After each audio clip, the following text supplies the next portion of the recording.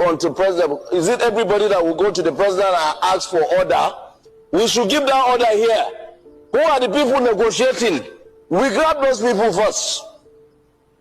And then let them tell us how they link. What is their link with these bandits? It should not be business as usual. Families are suffering.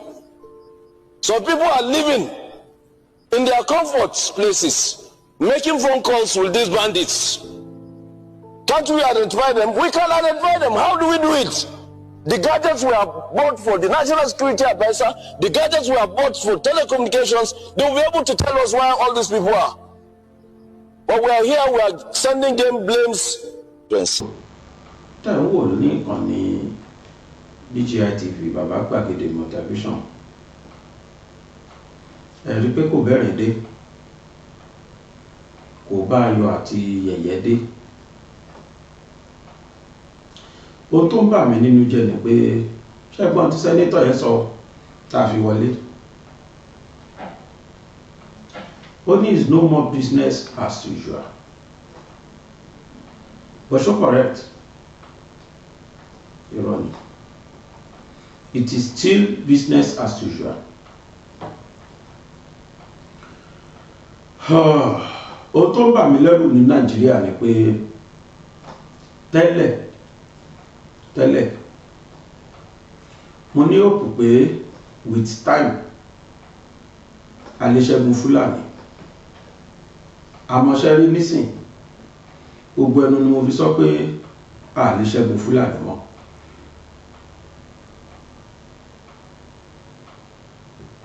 Bọ́n ṣe máa lọ rèé o, kódà wọ́n lágbára sí ni lójoojúmọ́ ni wọ́n kẹnu sí. Yorùbá ti fẹ́ kan sọ tẹ́lẹ̀, wọ́n ní kékeré báyìí láti ń pa ẹ̀ka àrókò. Èèyàn gbé ìrókò sí, ó wá yẹ ẹ̀ka síbí, ó yà ká sọ́hùn, ó ti ń lọ bí ọ̀nà bíi mẹ́rin tó ti ń yọ, ìyẹn ni wọ́n ń pè ní ẹ̀ka. Bí Yorùbá bá gbọ́n, bí Yorùbá bá gbọ́n, kéèyàn tètè gé bí kó gé tètè gé. Láì gé tó bá dàgbà tán, á di tó ń gbẹbọ. Ó ní Yorùbá sọ̀dọ̀wé pé láti kékeré láti ń pẹ̀ ẹ̀ka àrókò. Torí tó bá dàgbà tán, ẹbọ ni ó máa gbà. Látàyé Al-Mutalab, ọmọ tí wọ́n rí nínú plane tí wọ́n so bọ́ǹbù mọ́ lára, tó jọmọ Nàìjíríà tó jọmọ Fúlàní. Tẹ́rù bá àgbà yẹn torí kó jọmọdé láti detonate bọ́ǹbù yẹn. Láti ìgbà tí wọ́n ti rí bọ́ǹbù yẹn lára ẹ̀ látàyé Ọbásanjọ́, ṣé mọ̀ pé bẹ̀rẹ̀ terrorism nìyẹn Nàìjíríà. Àti gbẹ́yìn làwọn òyìnbó ti ń fura sí wa. Before then, a sì nínú list àwọn terrorist country rárá.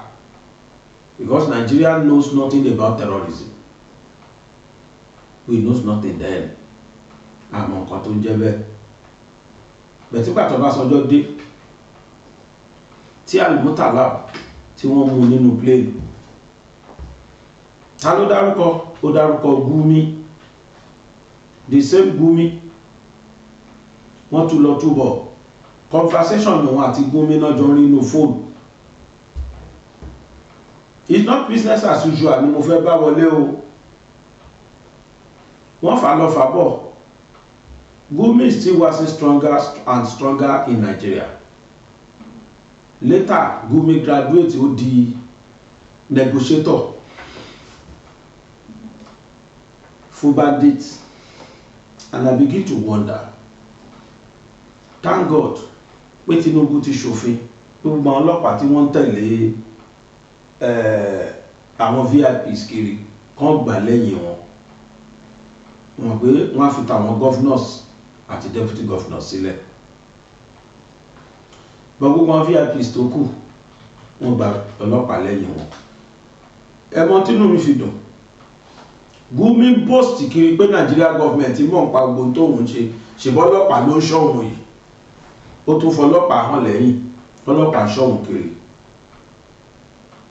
Nísìn tí government ti gbọ́ ọlọ́pàá kò lẹ́yìn ẹ̀, mo fẹ́ tún gbé excuse tó fẹ́ mú wa.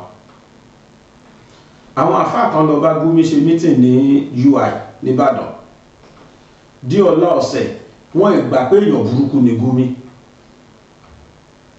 wọ́n ì tí ìgbà pọ̀ ta ọlọ́run ni Gumi, wọ́n ì tí ìgbà pé Gumi pẹ̀lú ẹ tó da Nàìjíríà lù débi tó dé yìí, wọ́n sì rí bí ẹni rè. ohun tí mo ṣe wá sọ pé àlè ṣẹ́gun Fúlàní ni pé Yorùbá bọ̀ wọ́n ní bí iná bá kú afẹ́rú bojúbọ́, bí ọ̀gẹ̀dẹ̀ bá kú yóò fọmọ ẹ̀ rọ́pò. bá ṣe pariwo Gumi tó ṣẹ̀mọ̀ pé bàbá Gumi ló kọ́ bẹ̀rẹ̀, Ayatollah Gumi ṣe rántí ẹ̀, bàbá Gumi ló kọ́ bẹ̀rẹ̀ wàhálà yìí.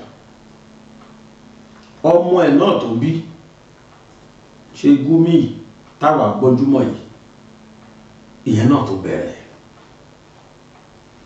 tó wá bani nínú jẹ́ ni wípé ọmọ tí Gumi náà tó wá bí, tí Gumi eléyìí náà tó bí, ìyẹn náà tó ti wà ní àmì, kódà ó ti graduate. ọ̀dọ̀ àwọn kan tàgẹ̀ pé Gumi decorate terrorist, rárá, ọmọ bíbí inú Gumi tó graduate láti NDA ní Nigeria Defence Academy. ọmọ yẹn ló ń decorate pẹ̀lú second lieutenant 1 star nínú àmì. ọ̀nà wàdà Kàṣẹ́gun ọmọ terrorist tó tún wá wọnú àmì wa, àwọn ilé ìpọ́tẹ̀ fojú eléyìí hàn fún pípẹ́ tó àwọn ti plant another person síbẹ̀ o. ṣe bí ìtaàrí la wá wí, gbàgbéje wọn wá wà bẹ́ẹ̀ nínú military Nàìjíríà àti nínú paramilitary. kò sí iṣẹ́ kankan tó jẹ́ uniform, commissioned uniform, tí kò sí àwọn tí àwọn Fúlàní ti plant sínú ẹ̀. gbogbo àwọn tó láwọn repentant láyé Buhari, ibi tó kó wọn lọ ó wò pé torí wọ́n ti mọ̀ wọ́n yìí wọ́n ti ṣe gbogbo ẹ̀, ó kó wọn sínú àwọn àmì wa, ó kó wọn sínú iṣẹ́ ológun àti paramilitary wa. lónìí wọ́n ti dá wàhálà sí Nàìjíríà lọ́rùn.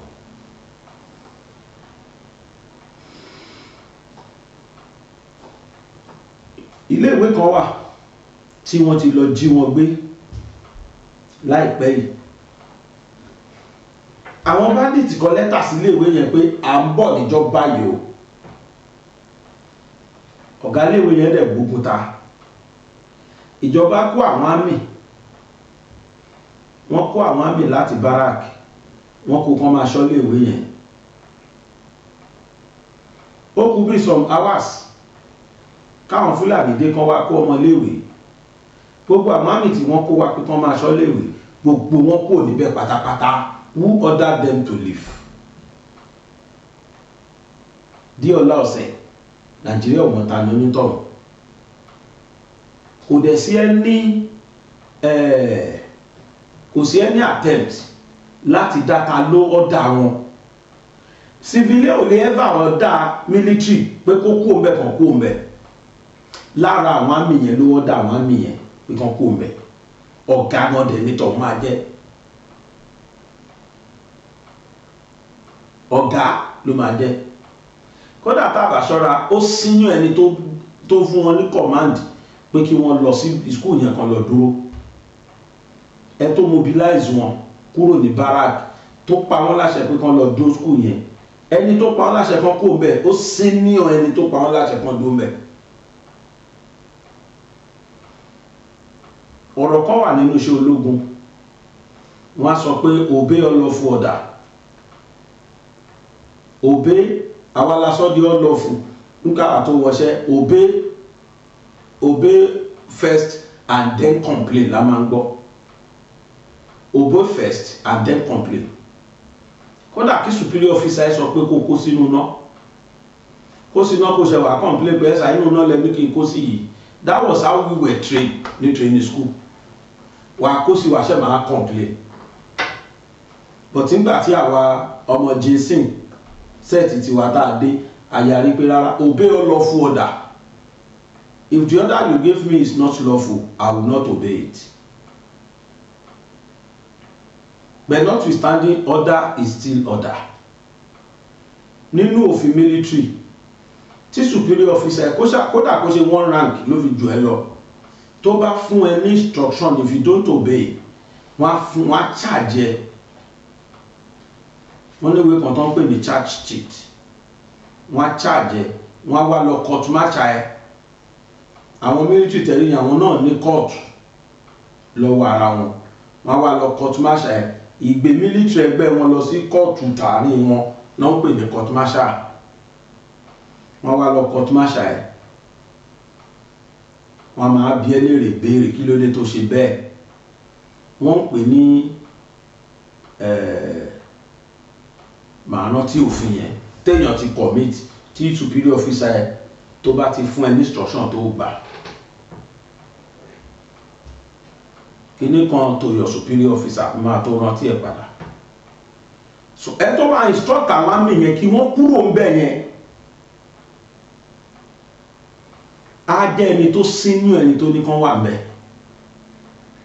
Táwa lonítọ̀hún tá a bá mọ̀ àti ń rojú òpó àti ń rojú ọ̀nà Nàìjíríà torí pé ìjọba mọ̀ pé definitely ẹni yẹn alámì ló jẹ́ nínú military ó dẹ̀ ti wà nípò ọ̀gá dọ́là amúnítọ̀hún o.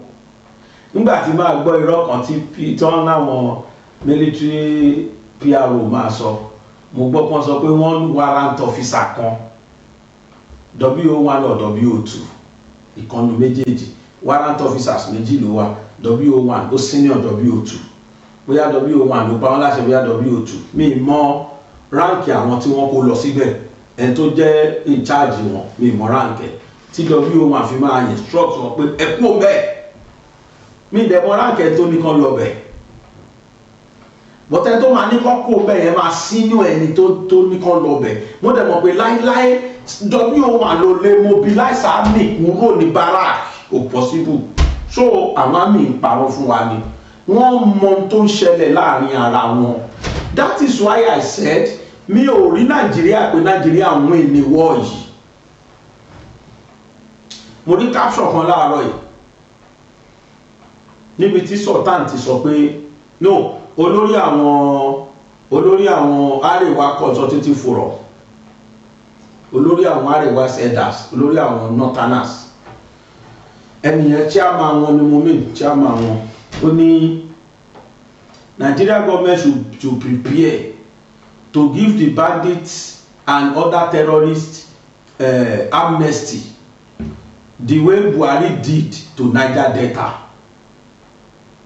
and they should be ready to pay them off, to give them money. Olórí àwọn Arewa Consultative Forum ó ní kí Nigeria government ready láti fún àwọn bandits àtàwọn other terrorists kó fún wọn ní amnesty bí Yar'Adua ṣe fún àwọn Niger Delta ní amnesty. Okay, ó ní ẹnìyẹn ni olórí wọn gangan ni. Arewa leaders urge to give bandits amnesty money like Niger Delta tí kò dẹ̀ fún wọn ní amnesty kó tó kó wọlé wọn lọ. Ẹgbọ́n ṣé kìí ṣe business as usual onímọ̀ṣẹ́ mọ̀ fi nǹkan tí senator yẹn tó tọ́ mo ṣe fi wọlé. Presently it is still business as usual. Gbogbo àwọn ọmọléèwé tó ń gbé káàkiri are you telling me Nigeria government or the state government they are not begging them? Ṣé wọ́n lọ bẹ̀ wọ́n ni? Ṣé wọ́n bá wọn jà lọ́ fi gba àwọn ọmọ lọ́wọ́ wọn? Ṣé wọ́n dá lọ́ọ̀gì pẹ̀lú wọn? Ṣé wọ́n bẹ̀ wọ́n? Ṣé wọ́n san ransom ni? When are we going to win the war? Níjọ́ wo la fẹ́ ṣẹ́gun yẹn? Kò sọ̀rọ̀ kankan ju pé kí gbogbo ẹ̀yẹn elite náà kẹ́ jókòó kẹ́ èrò. Nigeria is no more working. Mo rántí ẹnìkan mo fídíò kan lánàá ẹni yẹn apologize wípé òun sorry wípé òun advocate for one Nigeria. Ó ló ti wá dáhùn lójú gbangba pé kò sí nǹkan tó jẹ́ one Nigeria mọ́. Nínú àwọn alágbára mi ìmọ̀ tó mo sáàgùn fídíò ẹnìkan send fídíò ẹ̀ sí mi lánàá. Ẹ̀yin tẹ́ ẹ̀ send fídíò sí WhatsApp mi gbogbo ẹ̀kọ́ mo lè wo ti pọ̀ jù mo delete mímí tẹ̀ ṣí mi wò má kàn delete ẹ̀ ni but ìtàwọn ọmọ mi bá ṣí wò tàbí tí mo rí title tó attract mi màá ṣí nínú tí mo ṣí lánàá ẹ̀ ni mo rí ẹni yẹn sọ pé òun sorry pé òun advocate fún wọn Nàìjíríà pé òun ti wá rí láàrí dájú wípé irọ́ ni kò sí wọn Nàìjíríà mọ́.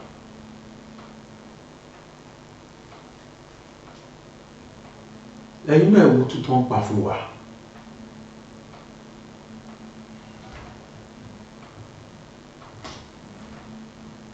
ẹ̀yin náà wo tuntun arábìyàn pa fún wa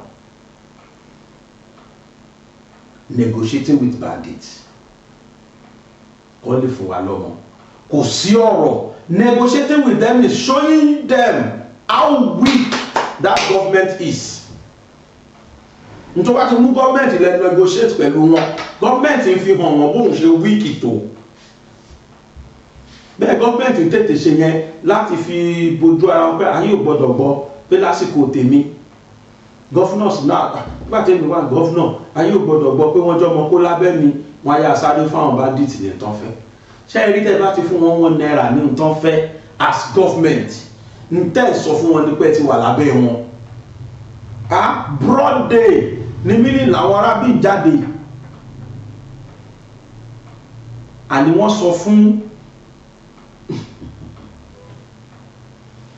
sọ fún ìjọba níbì kan wípé bẹ́ẹ̀ ṣe bọ̀ wá negotiate pẹ̀lú wa yìí o ẹ sọ fáwọn military yín tẹ̀ ń kó bọ̀ wọ́n ò gbọ́dọ̀ wọ uniform o àwọn tí wọ́n dẹ̀ lọ bá tí wọ́n jẹ́ bandit àwọn wọ uniform àwọn àmì kan ti pa wọ́n wọ uniform wọn àwọn ọlọ́pàá kan ti pa wọ́n wọ uniform tán bọ́ lọ́rùn wọn wọ́n wá sọ fún ìjọba tó ń bọ̀ wá bá wọn negotiate wípé state governor àwọn àmì máa tẹ̀lé àmọ̀ ṣùgbọ́n ò gbọ́dọ̀ wọṣọ o gbogbo military tó bá ń tẹ̀lé wọn gbọ́dọ̀ wọṣọ. ìlú tá a fẹ́ ṣẹ́gun tẹ́lẹ̀ pé ṣáìsì plane la ṣe ń bá kiri and almost every day náà ó tẹ̀ ti sú mi ti ẹ̀ ń kà mọ́ almost every day òun la dẹ̀ rí sí tá à ń rí wò tá à ń rí gbọ́ sí ti pé bandit o wọ́n pààyàn bí o wọ́n gbéyàn bí o wọ́n gbowó ṣé wàá mọ tó bá mi ló jẹ́ jù ní wípé ìran kọ̀ọ̀kan náà ti wá ń jọyìn wọn àwọn náà ti ń múra bí Fúlàní wọn ti ń jọyìn wọn nígbà wo la fẹ́ wọ́n ìwọ ìran kọ̀ọ̀kan ti ń jọyìn wọn ìran Yorùbá wọ́n jọyìn àwọn bandits tilẹ̀ Yorùbá àwọn náà múra bí Fúlàní àwọn tẹ̀lé fídíò kan gbà kan tí kan ń sọ Haúsá ẹ ti rí pé dálẹ̀ tẹnu àwọn ilé Yíbò ni wọn àwọn tí ẹ̀ máa wọn kan lóòdù lẹ́nu ọjọ́ mẹ́ta àwọn lẹ̀ ń wò yìí Èkìtì ni they are all Yorùbás they are kidnappers in Ekiti state one is even a retired police officer he is Ayo Samuel one is Johnson Akpotire from Agbado Ekiti. They usually disguise as Fulani S-men to kidnap for ransom, maim, kill and rape their fellow Yoruba on highways, farms and in the villages. Bá a túbọ̀ ṣojú wọn káyérí wọn. Àwọn lẹ́wọ́ tí àwọn ọlọ́pàá display yẹn. Ó yẹ sọ fún mi sá. Ẹ sọ fún mi mà. How are we going to win the war? Nígbà táwọn ara wa náà ti ń disguise. Àní fídíò yẹn mi mọ̀ bóyá mo ṣì lè rí bá mi wájọ. Àwọn guys yẹn wọ́n múra bí Fúlàní báyìí. Wọ́n wá sọ Haúsá, fluent Haúsá, ṣùgbọ́n ẹ ti rí pé ọmọ Yíbò tó gbélé Haúsá ni. Tọmọ Yíbò bá ṣèdè míì kò sí ní kíákíá lèèyàn tí wọ́n mọ̀ pé Yíbò lélẹ̀. Bí Yorùbá bá ṣèdè míì kíákíá lẹ tí wọ́n mọ̀ pé Yorùbá lélẹ̀. Kódà kí Yorùbá gbọ́ Yíbò kó máa wá disguise as Igbo ẹ mọ̀ pé Yorùbá lélẹ̀ látara tó nẹnu ẹ̀. Abdulateef Adédìméjì bó ṣe gúdù tó ní Yíbò ṣiṣẹ́ bó ṣe bá ń play róòlù Yíbò tó àwọn ibì kọ̀ọ̀kan wà tẹ́tí mọ̀ pé Yorùbá lélẹ̀ tó sọ Yíbò. Bẹ́ẹ̀ náà ni ẹ tó ti pẹ́ nílẹ̀ Yíbò tó jẹ́ pé èdè yẹn wà lẹ́nu ẹ̀ tó bá tiẹ̀ wà gbọ́ Yorùbá gbọ́ Yorùbá ṣùgbọ́n tó bí sí bí tó ń gbọ́ Yorùbá bí tó jẹ́ pé bí náà bí sí tó sọ Yorùbá fluently ló máa sọ. irú àwọn guys tó ń sọ̀rọ̀ yẹn Ìgbò ni wọ́n lè gbọ́ Haúsá ni wọ́n bí wọn sílẹ̀ Haúsá wọn gba Haúsá torí tóònù wọn tó ní Ìgbò nùnú ẹ̀ kíákíá téèyàn bá fídíò àti wọn pé Ìgbò là ń lé àwọn náà gbéyàn wọ́n ṣe bí Fúlàní. ibi tá a ti lè wí ìwọ yẹn nìyẹn o ju pé kó ní kálukú pín kan máa lọ. the only solution that is left fún Nàìjíríà ń sìn lórí tó ń ṣẹlẹ̀ yìí ni kí ọlọ́múdọ́mù yẹn gbé. mo fọlọ́n búra tẹ́lẹ̀ èmi náà ṣe ní mo ṣe fi inú kan wò pé ṣùgbọ́n nísìn ó ti dájú. do you know why? nísìn táwọn ìran wa náà tún ti ń ṣe bíi tàwọn ará bí yẹn n tó dangerous jù láyé bí yẹn ò sí. if you can't beat them you join them. kò dẹ̀ sí kan tó yẹ káwọn ọ̀ràn wa náà máa dán wọn level of poverty tó wà nílùú. number one kò sí nǹkan tó jẹ́ káwọn tọ̀hún náà máa pọ̀. àwọn ọmọ wọn bọ́n ṣe ń bí wọn ṣọ́kàwé ni. sáwọn ọmọ tí wọ́n bí tó jẹ́ pé ibi tẹ́ ẹ ti ń jẹun náà ń káàkiri wo bí wọ́n ti ń tó ń jẹ wọ́n máa gba bọ́dá ní àlàyé ààyè àwọn ẹlẹ́gbẹ́ bá ń jẹun lọ́wọ́ tẹ̀ ní ẹ fẹ́ lọ tọ̀ kẹ́ẹ̀ tó díẹ̀ ní bó jẹ yín mọ́ wọ́n ti gbé láyé wọn mi ò lọ léèwé rí láyé. àwọn òyìnbó dẹ̀ sọ pé idle hand is a devil's workshop. àwọn tán bí tí wọn ọ̀tọ̀ tí wọ́n bí tí wọn ọ̀ràn lọ léèwé tí wọ́n bí tí wọ́n ṣe kankan lé lórí ọ̀nà dàkáwọn tí wọ́n mọ ọ̀nà àlùmọ̀kọ́rọ́ yìí má gbé àwọn ọmọ yẹn lọ kán lọ tírèlì wọn ni wọ́n ṣe ń pọ̀ sí gbogbo bàtàwà rán ọmọ níléèwé àwọn òláyè tọmọ lọ school.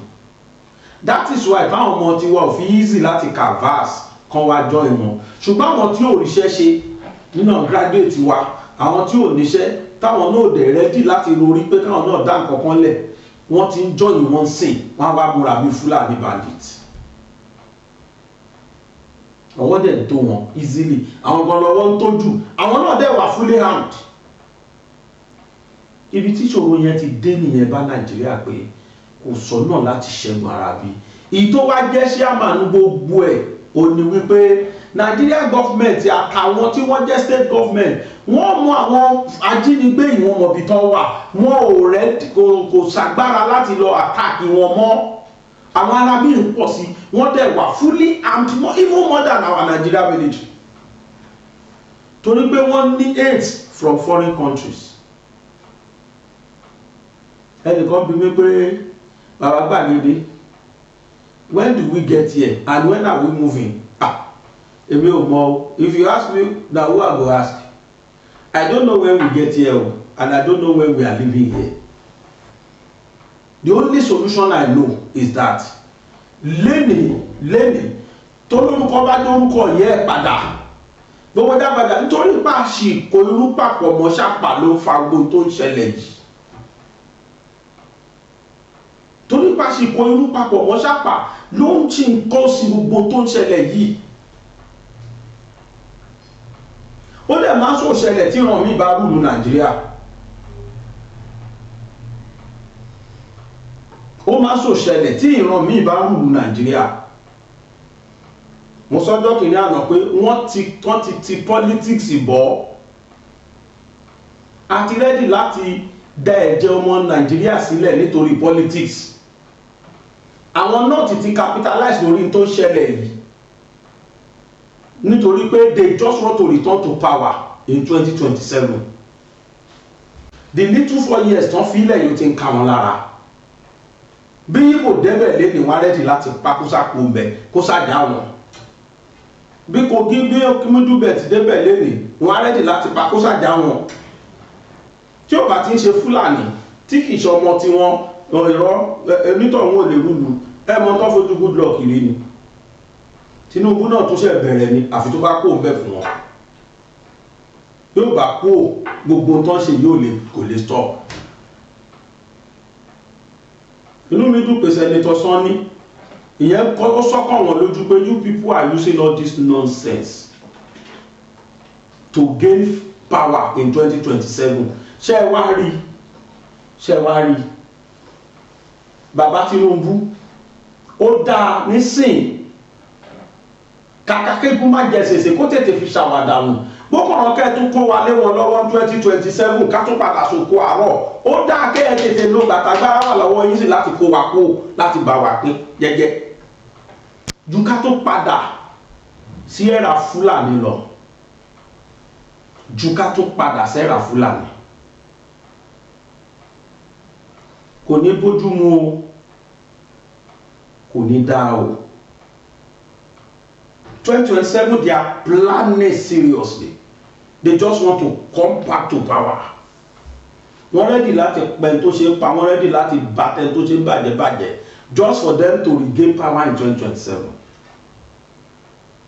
Àwa Yorùbá nation àwọn tá à ń ṣe Yorùbá ní a help ìlú yìí ní 2023 torí tí ò bá sí pọ́rọ̀ àti gbogbo wa tó ní kálukú ṣe gbogbo ìsàdésókè Ìgbòho tán ti rí pé táwọn ò bá gbéjọba fún Yorùbá Nàìjíríà máa pín dandan 2027 before 2024 tán ti mọ̀ ká ní pé Fúlàní tó ṣe lófẹ́ lóṣooṣù of Nàìjíríà ní 2023 yẹn ni wọ́n mọ̀ pé Nàìjíríà máa pín. That was why they installed Tinubu. But wọ́n fẹ́ fún ju sẹ́ẹ̀tì kan lọ. They just want to go back. Mi ní dandan kó jẹ́ Tinubu, mi ní dandan kó ṣàjẹ́ Yorùbá wa. Bí ó bá ti wá jẹ́ Yorùbá padà, Nigeria must kó ní kálukú gbọ́mú yẹ. And mark you kí tiẹ̀ l'assurance gan pa fẹ́ di 2027 pẹ̀lú tá à ń bá bọ̀ yìí. Kí l'assurance pé 2027 gan fẹ́ wáyé pẹ̀lú tó ń ṣẹlẹ̀ yìí? Do you see Nigeria going forward? Àwọn ológun fúnra wọn gan sánsìn tẹ́ bá ṣọ́ dáadáa, àwọn náà ń sá. Ìwọ̀n tó fi ṣe chief of general staff, chief of defence staff, ìyẹn kan gbogbo náà ń sánsìn. Do you know why? Wọ́n ti discover pé ẹnikẹ́ni tó bá attain post tó bá ń pa àwọn Fúlàní agbénipa yẹn léraléra wọn ní pẹ́ pa. Wọ́n ní pẹ́ pa. Brigadier General Uba tẹ́ bá lọ wo history ẹ lọ wo àwọn Fúlàní tó fún ní breakfast. Kódà wọ́n ti bí ìṣẹ́gun ogun kan bọ̀ ó ní wọ́n dẹ pápẹ́lẹ̀ fún wọn. Lágbájá ńkọ́, Arówó ti lé ńkọ́, Kọ́nẹ́là ní ńkọ́, àtàwọn bẹ́ẹ̀ tí wọ́n ti fi ẹ̀mí wọn ta fàlà. Tẹ́ bá wo ẹ̀ṣẹ̀ tí gbogbo wọn tí mo sọ iṣẹ́ wọ́n fún àwọn Fúlàní yẹn breakfast jẹ ni. Eléyìí fi hàn wá pé nínú ìjọba kọ̀ọ̀kan tó ti ń wá àwọn ni wọ́n máa ń jẹ. They are the movers and shakers of this country. They are the decision takers. I'm not taking decision. Kódà government of the day ò lágbára tó wọn. Cabals ni wọ́n sọ ọjọ́ kìíní àná wọ́n wà ní governor, wọ́n wà ní presidency, wọ́n wà ní senate, wọ́n wà ní house of reps. Kò síbi tí wọ́n ò sí tí wọ́n jẹ́ kàbá yẹn bí ẹgbẹ́ kan ni wọ́n, bí ẹgbẹ́ ìmùlẹ̀ ni wọ́n. Kódà Yorùbá alátẹnujẹ wà nù wọn, Yíbò wà nù wọn, Fúlàní ẹgbẹ́ wọn wà nù wọn. Ìbáwa náà rí wọn, ìbá rí wọn yẹn sáré kiri lẹ̀. Yorùbá ìbá má wà nù wọn. Ìbẹ́ náà gbogbo ẹnu la gbọ́dọ̀ máa fi sọ̀rọ̀ ni. Gbogbo ètò ìṣẹ̀lẹ̀ Nàìjíríà yóò kún àwọn káwọn sáde bẹ́ẹ̀ 2027. Yorùbá alábọ̀dé náà ń bá wọn sáré kiri. Ẹni Yorùbá máa bọ àfúlàní kẹsà support 2027 kọ́ bá máa pa wá sí.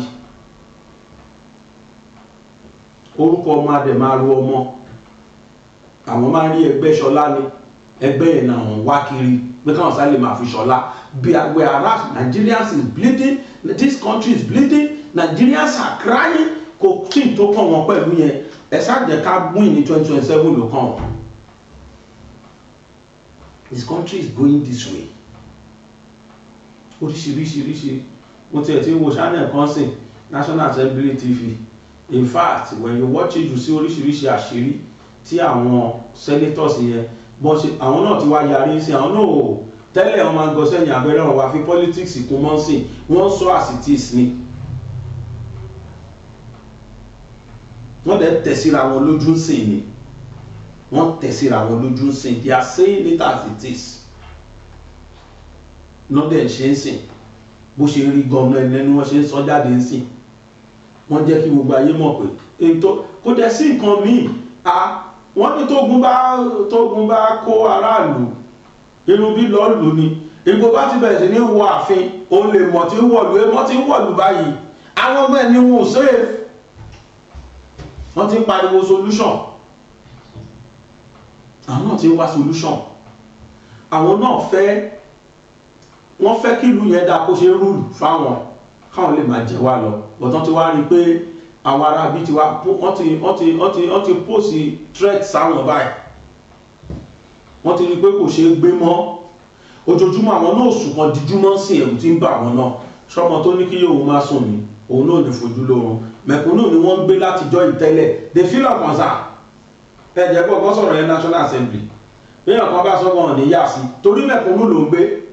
Bọ́tí gbọ́dọ̀ ẹ̀sìn ní gbódìdí kọ́nẹ̀ tó ti ń gbé general tó ti ń dá Àbújá tó tiẹ̀ ti ń sọ nínú ẹ̀ pé the next person táwọn fẹ́ gbé sìn gọ́fúnà ni senator ni president ló dẹ́kọ̀ kódà olówó ò fẹ́ kú àwa mẹ̀kúnnù là kí ẹ olówó wọn ò fẹ́ kú o kíákíá náà ti ń pariwo ní National Assembly.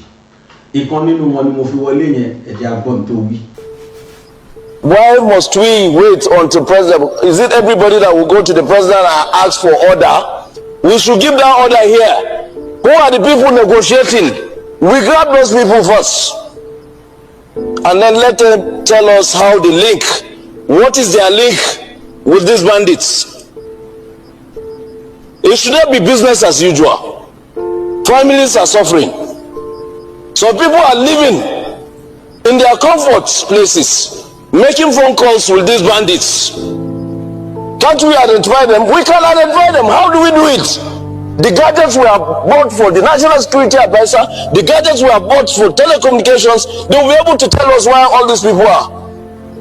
But we are here, we are sending them blames. But today, almost all the local governments in Zone C, that is Niger North, have been afflicted with this serious issue of insecurity of people. I know Mr. President is doing very well, and he deserves commendation for the fact that he has to show his international engagements and to be having briefings from service chiefs almost every day. But we must also help Mr. President. We also have to help the armed forces. If a kidnap is done today, where hundreds of kids are being taken, and then the same hundreds of kids are being negotiated upon to get their return, what we're supposed to do is to ask ourselves, who is the intermediary between those armed bandits and those that want these kids to be released?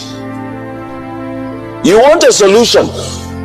We know where the solution is, but we are not bold enough to face it.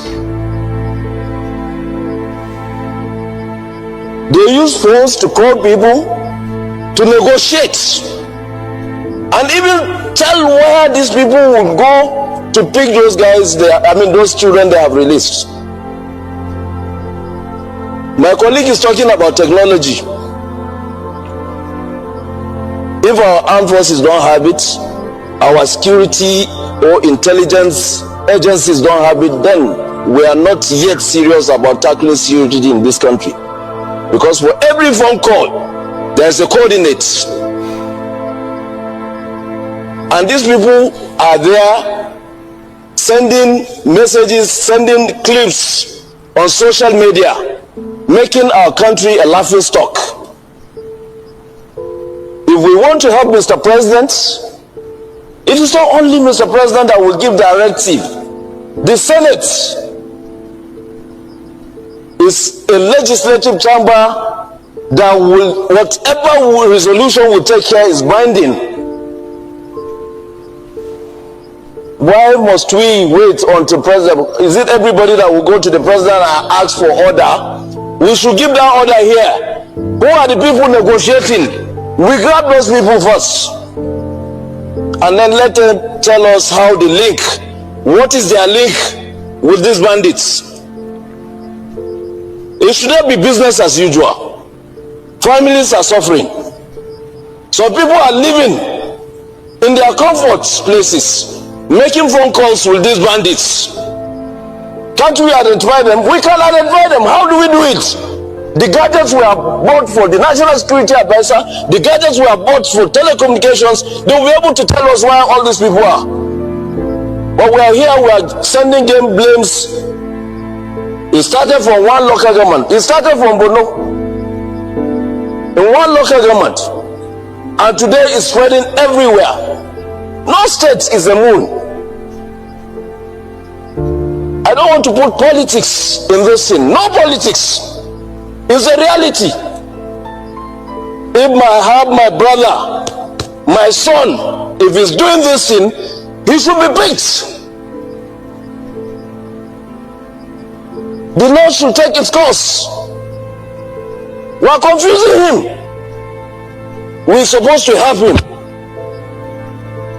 How did the falls originate? They will arrest 58 and release 58. No gunshots, no arrest, nothing. And then tomorrow we wake up to another banditry. Why should it be like that? Mr. President, it is on you as our leader to tackle this thing head on without any fear or favor. We will stand for you. We voted for you. We should not be here playing politics with the life of this country.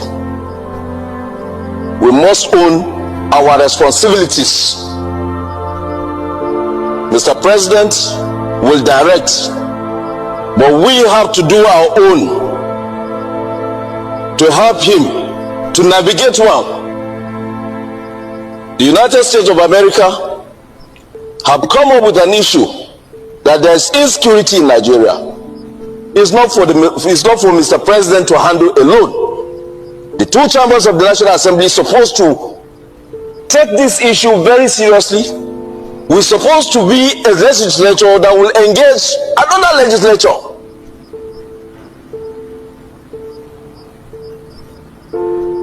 If a senator or a congressman will talk, a senator and a congressman in Nigeria are supposed to talk and engage them. They represent their own people, we represent our own people. We should be given the opportunity, Mr. President, to engage these people directly on ways and means they think they can give us intelligence informations. As they did before, there was kidnapping in Nigeria of an American, and they came rescued in our own land. What are we talking about? I rest my case, Mr. President. December láti wà yìí o, ọdún ìfẹ́ parí báyìí. Ẹ ti ẹ jẹ́ kí n ká àwọn fans mi pé happy new month. Torí àríra láti ìgbà tí month ti dé. Yà ẹ̀yin tí ẹ ṣì ní interest nínú investment. Mo mọ̀ pé nínú oṣù yìí àwọn tí wọ́n máa gba first set wọ́n máa gbà báyìí. Wọ́n á dẹ̀ share pẹ̀lú àwọn ajẹ́kágbọ́. Ẹ̀yin tí ẹ ṣì ní interest, nọ́mbà máa yẹn ṣì wà available. Ẹ pè wọ́n, Mr. Adéwálé Jonathan. Ẹ̀yin tẹ́ wá gbọ́ rí rárá pé kí ló jẹ́ investment. Arákùnrin tẹ́ ń wo orúkọ ẹ̀ lójú wòran yìí. Wọ́n ní ilé-iṣẹ́ kan tí wọ́n ṣe Mama's Touch. Àwọn pampers àtàwọn kankan bẹ́ẹ̀ lọ. so wọ́n fún ọmọ Nàìjíríà pàápàá jùlọ àwa Yorùbá wọ́n fún wa láǹfààní láti rà nínú shares iléeṣẹ́ yẹn láti invest sí iléeṣẹ́ wọn. Canada ni wọ́n fi ṣe gbùgbé wọ́n wá lẹ́nu tó bá ní interest kí òun náà partner pẹ̀lú àwọn that is kó ra shares lọ́dọ̀ wọn kó náà lè máa jàǹfààní payment on returns ní ẹ̀ẹ̀mẹ́ta láàrin ọdún kan. Returns on investment yẹn kẹ̀lé ó high lọ́nà mo ṣe calculation yẹn ó high gan-an we are 25% as I think on the return on investment ẹ̀dẹ̀ máa gbà lọ bẹ́ẹ̀ for life àfi téèyàn bá lóhun ò ṣe mọ́ lẹ́yìn tó lè ti gba bóyá tó ti gbà lọ́dún mẹ́wàá kan wá lóhun ò ṣe mọ́ wọ́n á tún fún lówó tó invest ní day one. I believe it is very very interesting but mi wá kí advice káwọn èèyàn kan kówó lọ direct no call this man's number ẹ jẹ́ kó ṣàlàyé gbogbo àlàyé tó fẹ́ ṣe fún yín if possible gan ẹ jẹ́ kí lọ́ọ̀yà yín pè wọ́n pàápàá tí wọ́n bá wá convince yín lórí tí wọ́n ṣe if you are convinced that this man is not lying it's true ẹ invest pẹ̀lú wọn tí wọ́n bá convince yín ẹ gbé body ẹ má invest. That's what I often told people. Bí mo ṣe wò ó dà pé àwọn fẹ́ set tó ṣe ó dà pé wọ́n máa gba ROI wọn ní ọdún yìí nínú December yìí return on investment wọ́n dà pé wọ́n máa gbà nínú December yìí bóyá December àbí January wọ́n ṣáà máa ó dà pé wọ́n ní pẹ́ gbà bóyá ọdún yìí or January wọ́n ṣáà máa gbà 25% of whatever amount you invested. Náà máa gbà lẹ́ẹ̀mẹ́rin ó ti gbowó ẹ̀ kó dẹ̀ mọ̀ pé èrè ló kù fóun láti máa retí. So ìtẹ́ bá ní interest ẹ pé nọ́mbà wọn Mr. Adéwálé Jonathan. That is that about the man. Bákan náà ni pé dictionary wa ó sì wà fún títà. Ẹ jọ̀ọ́ mú wá bẹ̀ yín tẹ̀mú tí ẹ ra dictionary yẹ ó bẹ̀ yín ẹ má fi lé mi lára. Tẹ́ bá ti wà níbi tí ò ṣe fi dictionary ránṣẹ́ ẹ má rà mọ́ rárá. Àwọn kan wà dé àwọn my neck láti èèyàn ń gbé ibi tó jìnà mi ìfẹ́ dárúkọ ó ń gbé ibi tó jìnà lọ́hùn tẹ́ expect kí n máa sáré fi ìwé ránṣẹ́ ẹ̀yin tẹ́ bá ń gbé kò ibi tí ìwé yìí lè dé Òṣòdì gbogbo ibi tó ń gbé gbogbo ibi tí bus stop ẹ̀ wà l'Abẹ́òkúta tí car park wọ́n wà l'Abẹ́òkúta la lè fi ránṣẹ́ sí l'Ékòó. Personal arrangement ẹ̀yin àtẹni tó máa bá yín gbé wá s'Ékòó ó lẹ́sẹ̀ṣẹ̀ máa make pẹ̀lú driver pé máa bá mi gbé ẹ bá mi fi rán mọ́tò tó máa gbé wá síbi báyìí ẹ̀yin lẹ́dẹ̀ máa sanwó yẹn fún special láti Abẹ́òkúta sí Ṣàngó sí Ọ̀tà s'Ékòó 3,000 náà gbà Òṣòdì Ìyànàpájà ní Old Road Mòwe Ìbàfò kí náà pé bíbá toll gate that is Berger àwọn rúùtù yẹn padà s'Òṣòdì Ọjọ́ta gbogbo àwọn bẹ̀yẹn a lè fi ránṣẹ́ dẹ́ lọ́nà Ìjẹ̀bú Ìkòròdú Ẹ̀pẹ́ kò sẹ́mi rò pẹ́pẹ́ wà l'Abẹ́òkúta ó dà pẹ́pẹ́ wà Ẹ̀pẹ́ yes Ẹ̀pẹ́ Ìkòròdú nǹkan yẹn ó wà mi rò pé mọ́tò àjà wà tó bá wà fáyìn ó yí sì fún wa láti fi ránṣẹ́ sájà tí mọ́tò àjà bá wà bọ́ mi rò pé mọ́tò àjà wà l'Abẹ́òkúta. Ẹni tẹ̀dẹ̀ lọ Ìwó Ọ̀ṣun nǹkan Ìbàdàn ni wọ́n lè ti fi ránṣẹ́ direct àwọn ògbédé bá àgbè mọ́tò àpò fún àwọn mọ́tò Ìbàdàn àwọn ẹlọ ẹ wá máa arrange pẹ̀lú bọ́kẹ́ bá kọ̀ǹpọ́sì ẹ̀fẹ́ mi pé torí ẹ ti ràwé pẹ́pẹ́sẹ́ kan mi mò ń gbé kinní kan street ní kinní kan Àpápá kan máa gbé bọ̀ bí ilé gbé o kọ́tí mi ìbálágbára ẹ̀ mi kì í sọ o ẹ̀ tẹ́ bá mọ̀ pé wọ́n fẹ́ ràn yàn wá ẹ make solid arrangement kí wọ́n wá gbà á ìnira yẹn is too much for me mi ìdẹ gba $1 lórí ìwé yìí mi ìfi $1 kún Mrs. Fagbon ń wò mí báyìí kí wọ́n jẹ́rìí mi 29,000 náà ní kí n tà 29,000 ẹ̀ náà ni mò ń tà 3,000 tí mo bá yín fi lé owó tí máa fi gbé ni. Ẹni tí ó bá dẹ̀ gbà mí gbọ́ tẹ́ bá ń gbá Abẹ́òkúta, go to any garage kẹ́lẹ́ fẹ́ fi nǹkan báyìí ránṣẹ́ ṣé kò sí Ìbàdàn sí mò ń wé bá fún kankan wọ́n sọ fún yín pé 3,000 ni. That is their standard. So wàhálà yẹn is too much. Kéèyàn kankan máa ń ní mi lára. Kéèyàn kan máa ń ní mi lára ẹjọ́ torí Ọlọ́run. Ẹ tó bá mọ̀ pé mo ní solid arrangement fún bó ṣe máa bá mi gba dictionary yẹn, ó ní kó pè mí kó béèrè fún dictionary. Kẹ́ máa wá ra dictionary lọ kẹ́ máa fi ẹ́ tó tẹ̀ bí mi nínú ni pé wọ́n ò ní ràjẹyọ kan lọ o. Wàhálà tó máa fún ẹ ju tẹni tó ra 10 lọ. It's too much for me o. Mi lè ẹni tó bá ti mọ̀ pé òun ò ní solid arrangement bóun ṣe máa gbà ẹ má rà mọ́ ẹ ra fílẹ̀ bẹ́ẹ̀. Ẹ tó ní owó ẹ̀kọ́ ló fi jẹun. Owó ẹ̀kọ́ ló fi jẹun. Ó kàn fẹ́ kí gbogbo n tó jẹ́lẹ̀ kóòtù òjíire kí wọ́n ní lọ́wọ́. Ẹni bá dẹ̀ ní n tán kọ síbẹ̀ ò yẹ kéèyàn má ní. Àmọ̀sọ̀ tèmi lélẹ̀ personal. Mi rí Júpítà tó lè jí gbé lọ́wọ́ mi. Ó lójú ìgbà tí mi ò yín ẹ̀ wò bó ṣe wà. Ó dẹ̀ yín improve Yorùbá mi gan. Àwọn nǹkan míì wà tá à ń sọ tó jẹ́ pé fọ́nbù ni. Tẹ́ bá kà ẹ máa rí nǹkan tó dánú ẹ̀. Ẹni kọ́ Ọlọ́run túbọ̀ máa bá mi fi lékún làkàyè wọn. Bàbá yẹn fi ọkàn balẹ̀. Wọ́n kọ́ ṣe professor ní Yorùbá náà. Náà tó gba professor Yorùbá. Ó dẹ̀ fọkàn balẹ̀ ó dẹ̀ kọ̀wé yẹn. Gbogbo wa ló yẹ ká ní. Àwọn èèyàn ló ní long man short man lé dictionary òyìnbó. Èdè táwa sọ lẹ́nu ṣó burú káà náà ní dictionary yẹn lọ́wọ́. Lọ́wọ́ yọnu sí wa. Now back to our discussion. Àwọn tó jẹ́ National Assembly members. Àwọn náà ẹ̀rù ń bá wọn sí. Kódà kìí ṣe national. Àwọn tí wọ́n wà ní senate tí wọ́n wà ní minister. Kò sí tọ́kàn wọn balẹ̀ mọ́. That is why we must cross our teeth and dot our eyes now. Àbúrò Fáyọ̀ṣe ó sọ àwọn ọ̀rọ̀ kan ó ṣe fídíò kan. Mo wo fídíò yẹn mo mi rí.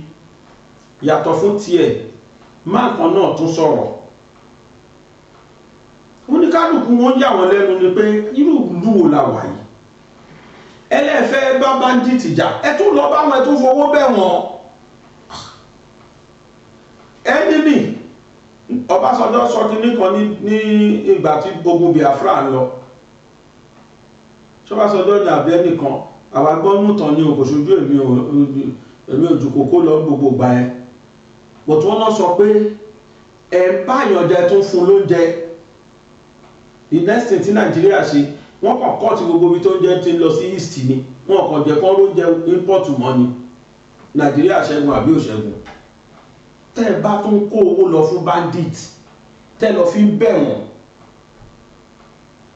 tẹ́ ẹ lọ bá wọn terrorist àwọn swap àwọn kìíní tẹ́ ẹ lọ bẹ̀ wọ́n nígbà wo la fẹ́ ṣẹ́gun wọn àwọn owó tẹ́ ẹ fún wọn wọ́n tún fi ra nǹkan ọjà ogun sí ni ẹ fi empower wọn sí ni.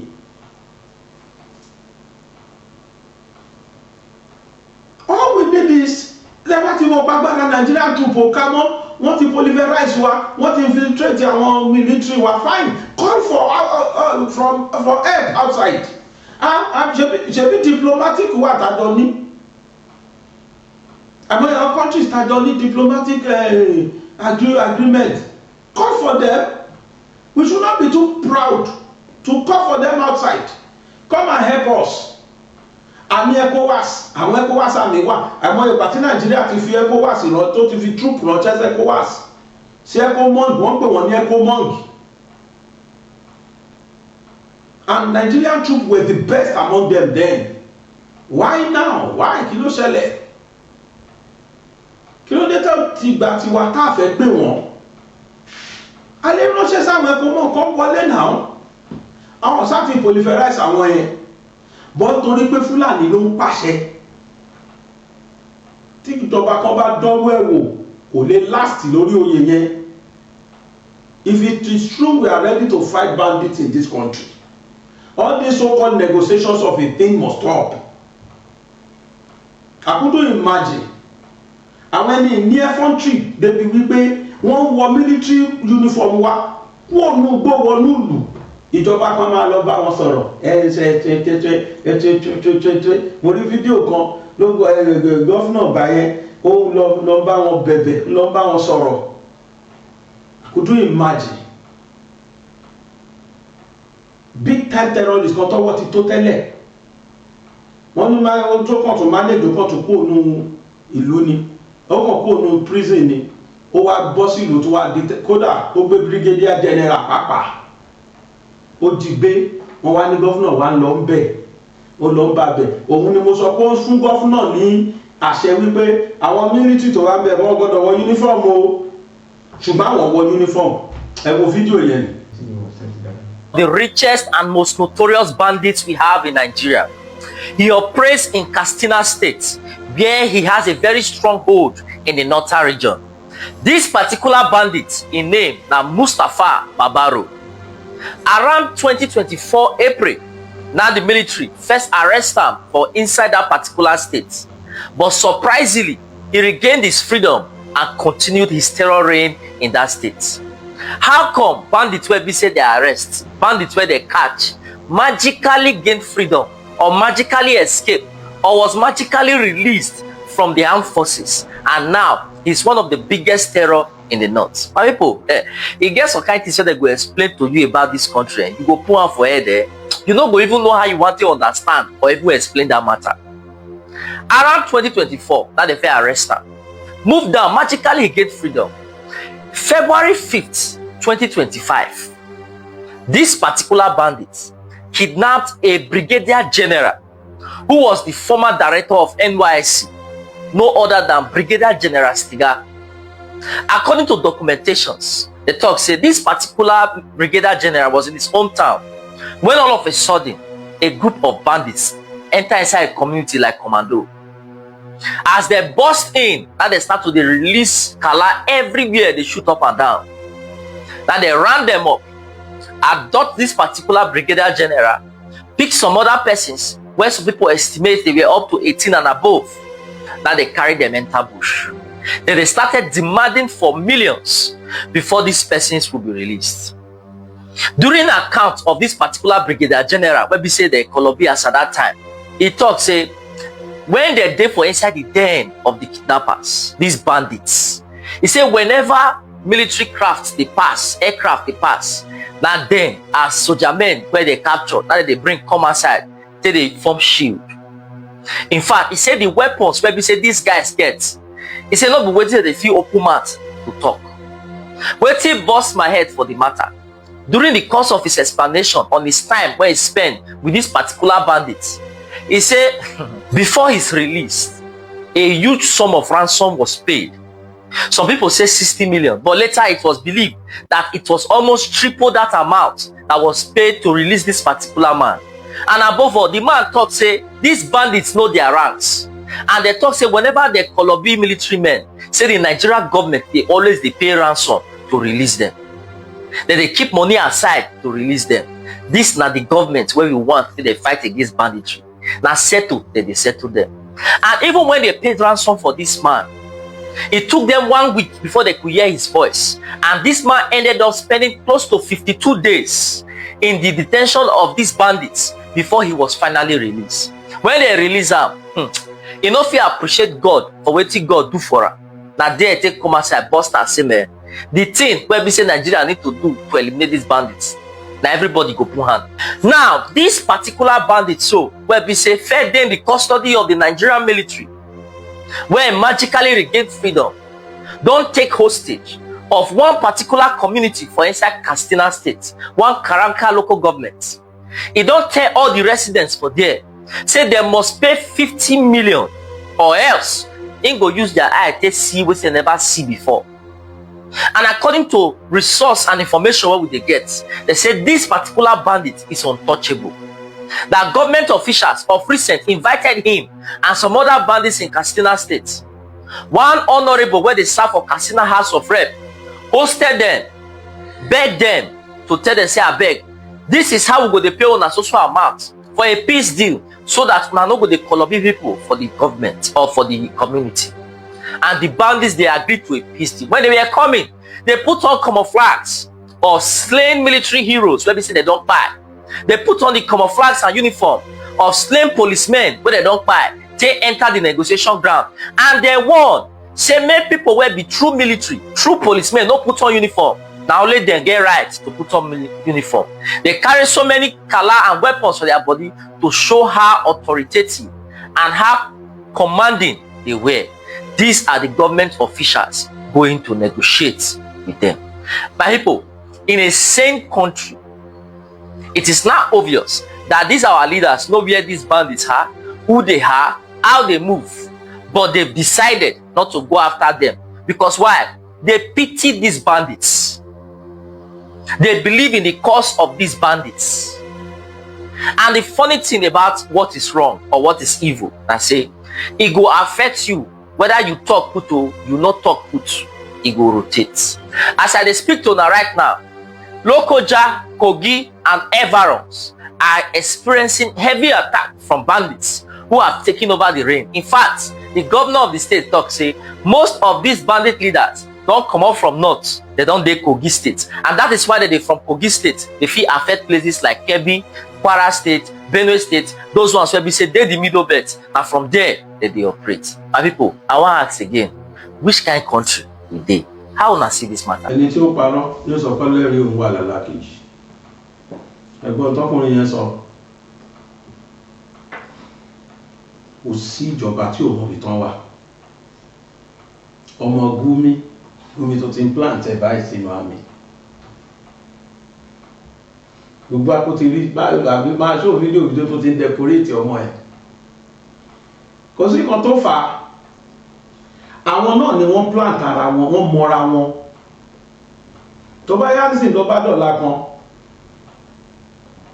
tí Gumi bá lọ ilé ìlú máa da Nàìjíríà láàmú. Ọ̀nà dàkí mílítì wa ṣe kó.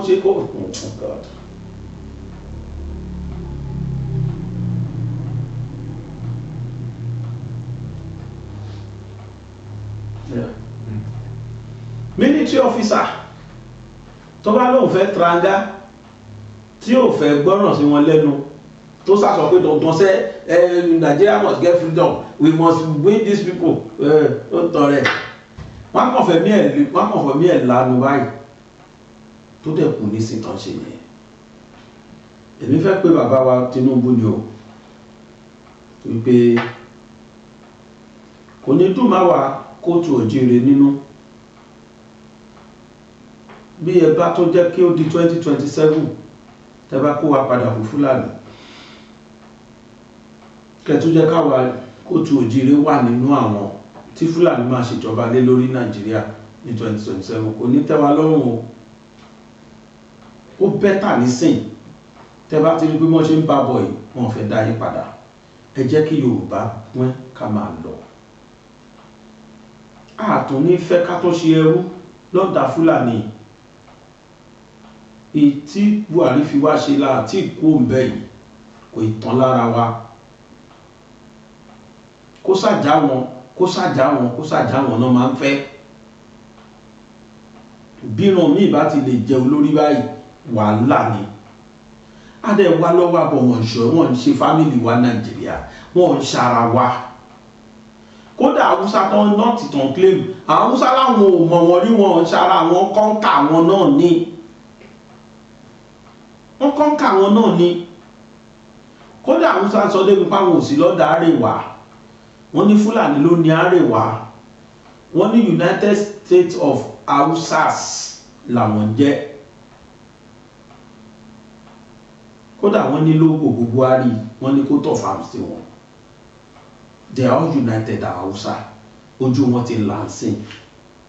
Ṣùgbọ́n they have been captured. Ẹ mọ̀ ìgbà tí wọ́n gbé wá pé káwọn kan capture lẹ̀ Yorùbá tọ́lọ́run bá wa ṣẹ́gun wọn. Òyìnbó tó kọ́ gbé wá wọn rí wa capture náà ṣe sọ di Nàìjíríà mo wà lọ́wọ́. Náà fi ní gbèdé ọ̀nà kan amalgamate wa Northern Province, Western Province àti Eastern Province náà fi sọ wá di Nàìjíríà. Kan ti jádó province àbí region wa nìkan jẹ́jẹ́ Ọlọ́run ló mọ ibi tí Western region bá ti dé. Northern Protectorate wọ́n kó wọn mọ́ wa pọ̀ mọ́ wọ́n sìn wọ́n di Ọ̀kànlábí tó ń dàlú láàmú. Fúlàní ò ń ṣara wa o, a ní nǹkan kan ìkọ̀mọ̀. If things is falling apart now and the center cannot hold, please let Nigerians go. Let us go on our own way. Ẹgbẹ́ oníkálukú máa bá tiẹ̀ lọ. Wàhálà yìí pọ̀ o, ẹkún yìí pọ̀ lójú ọmọ Yorùbá. Lójú Nigerians generally, one will have seen it that things is totally falling apart. And the way I'm looking at it, the center can no more hold.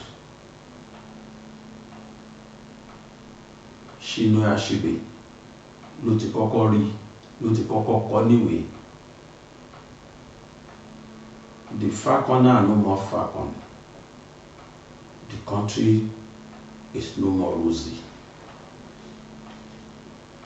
They know us as giant of Africa tẹ́lẹ̀. Now we have been reduced to ants of Africa. The way I'm looking at it, I don't see hope for this country anymore. Láyé ìgbà kan, no man kọ nínú tẹ́lẹ̀. I see hope and vision for the greatness and betterment of Nigeria. But Fulani dé all of a sudden, wọ́n bà hope and vision jẹ́, wọ́n sọ wá di hopeless and visionless.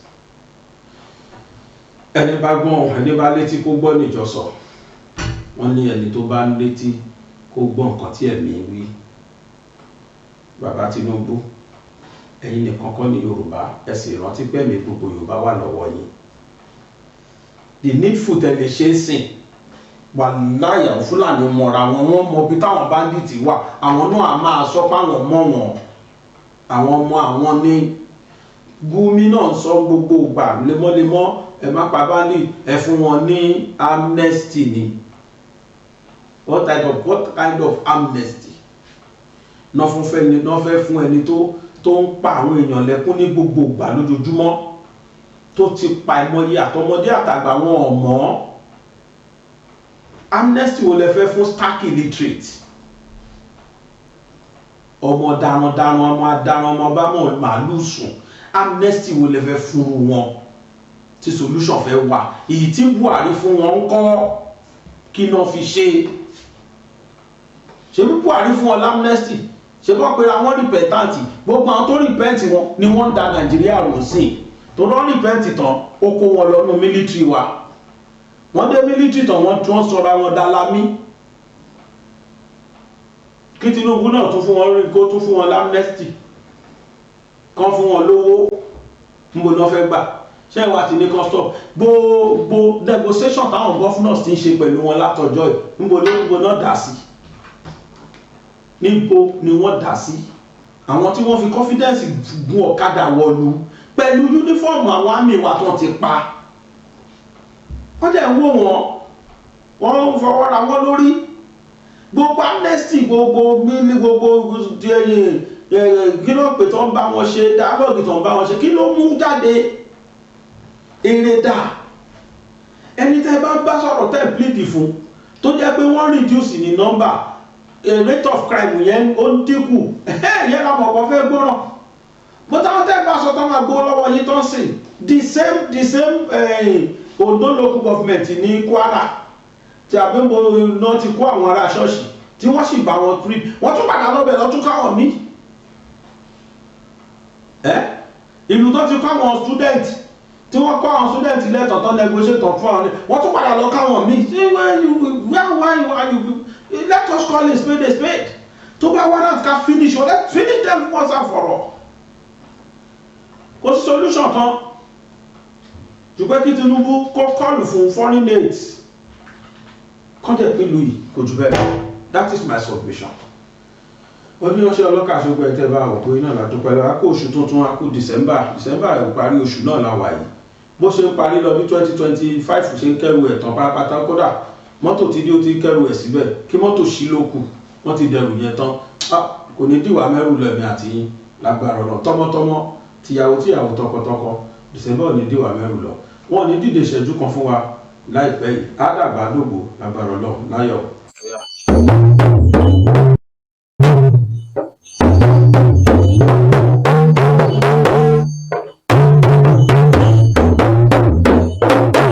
Gbàgede Ìmọ̀ òun ni kẹ́ ẹ máa gbọ́. Orúkọ mi kí n tó máa lọ ní orí ètò yìí, orúkọ mi ni Àyántóyọ̀sí Ṣaworo nílùú. Gbàgede Ìmọ̀ òun ni kẹ́ ẹ máa wò, kẹ́ ẹ máa gbọ́. Ó ń kọ́ yẹn lọ́gbọ́n, ó ń fún yẹn lóye.